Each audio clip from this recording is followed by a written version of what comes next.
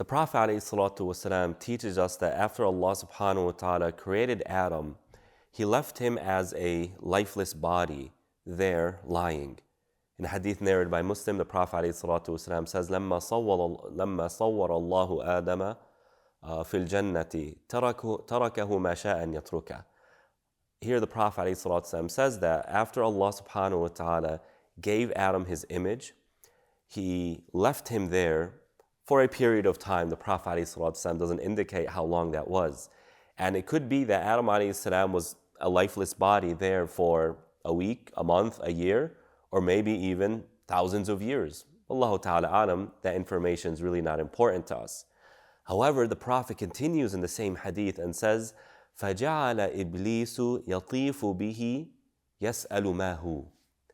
Here, the Prophet introduces a new character to the story of our father Adam alayhi salam. Iblis. Iblis, who we know as Satan. Now, Iblis was of the jinn, as Allah subhanahu wa ta'ala says in Surah Al-Kahf, فَكَانَ مِنَ الْجِنِّ فَفَسَقَ عَنْ أَمْرِ رَبِّهِ. Iblis was of the jinn. And the jinn, Allah subhanahu wa ta'ala tells us, number one, they were created before human beings. وَالْجَانَّ خَلَقْنَاهُ مِنْ قَبْلِ مِنْ نَارِ السَّمُومِ. They came before human beings. And this is how the angels knew what humanity would probably end up doing, causing mischief and spilling blood, because they witnessed that from the jinn. And the second thing about the jinn is that they are created from a smokeless flame, fire. They are an energy source, and they take the properties of that energy. And so Iblis, the Prophet ﷺ teaches us, was somebody who was supposedly doing such great work for the sake of Allah subhanahu wa ta'ala. He was the one commanding the good, forbidding the evil, fighting those who rejected Allah subhanahu wa ta'ala and fought against Allah subhanahu wa ta'ala and His commandments. He was doing such a good job that he was elevated to the status of the angels. Can you imagine that? He wasn't an angel. Many people make this mistake. Iblis is not a fallen angel. He never was. He was of the jinn and always has been of the jinn. But he was elevated to the status of the angels in a sense. He was doing such good work. He was resemblant of the angels. He had access to the realm of the angels. Imagine that. But when Allah subhanahu wa ta'ala created Adam and left him there, the Prophet in this hadith, again narrated by Muslim, says that Iblis kept going back and forth to Adam. He would go, look at Adam, and leave. He would go, look at Adam, and leave. And he would ask, "What are you?" He would ask, he would say, "You were created for something."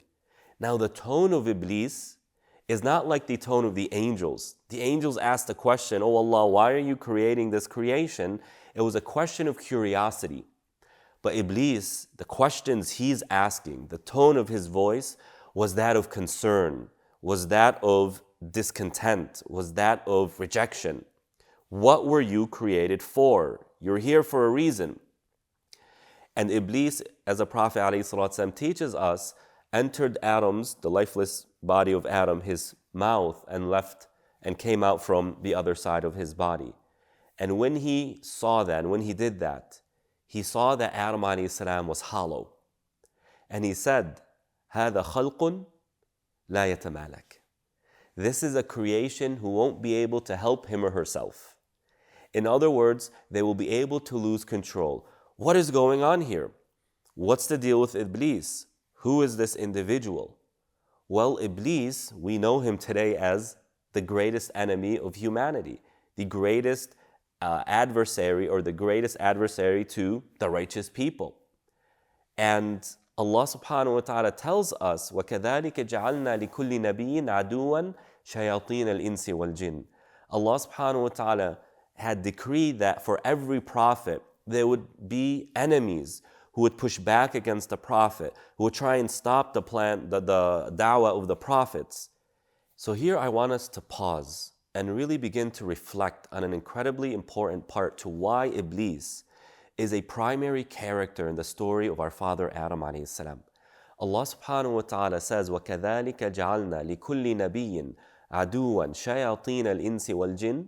Allah subhanahu wa ta'ala says that He had decreed that for every prophet, he has enemies, devils, shayateen, devils from humanity, and devils from the jinn. And they are collaborating, colluding to try and stop the prophet. Why? See, I want us to understand something, that Allah subhanahu wa ta'ala laying Adam alayhi salam there lifeless, allowing Iblis to come back and forth to really rile him up, is Allah subhanahu wa ta'ala essentially getting ready to expose Iblis for who he really was. See, remember when the angels, again, they asked, why are you creating this creation? Allah said, Inni a'lamu ma la ta'lamun. Many of the scholars of tafsir said what Allah knew, what was in the hearts of Iblis. Because one of the things that Allah has not given the angels the ability to do is to know the intentions and the sincerity of somebody who does an action. You see, your angels that are writing your deeds, they write what you do. They see what you do. But they don't know whether what you are doing is sincere or not. Imagine that. Only Allah subhanahu wa ta'ala knows. And so Allah always knew that Iblis has something else going on in his heart that doesn't really reflect what he is doing in the outward world. The angels see a righteous individual, a pious individual, doing good work, obeying Allah subhanahu wa ta'ala, but Allah knows that inside of him he's actually a devil. Iblis asking this question nervously, why were you created? And the answer is Allah subhanahu wa ta'ala created the human being, as we said, to serve His commands and to enact His commands. And that made Iblis nervous because in his mind he is essentially being dethroned. Adam alayhi salam in the mind of Iblis is his downfall. And this is truly fascinating, I think, because you notice that CEOs of companies, kings throughout history, people of high status, whether religious or non, business, political, their biggest fear once they reach the top is for someone better to come and dethrone them. It is their fear. Wasn't that the fear of Fir'aun? Killing the children of Israel left and right, assassinating and murdering their babies left and right. Why? Out of fear that from amongst them will come someone out who will dethrone him. Iblis is afraid of the same exact thing. And so Adam alayhi salam is this thorn in his goals and his plots, which were what exactly? You see, when we talk about the angels prostrating to Adam alayhi salam, Iblis refused. And his argument was, how can you command me to prostrate to him when I was created of fire and he was created of dirt? I am better than him. Notice the tone, notice the logic, notice the reasoning. And then he goes on and says, فَبِمَا أَغْوَيْتَنِي, he's talking to Allah, you deceived me.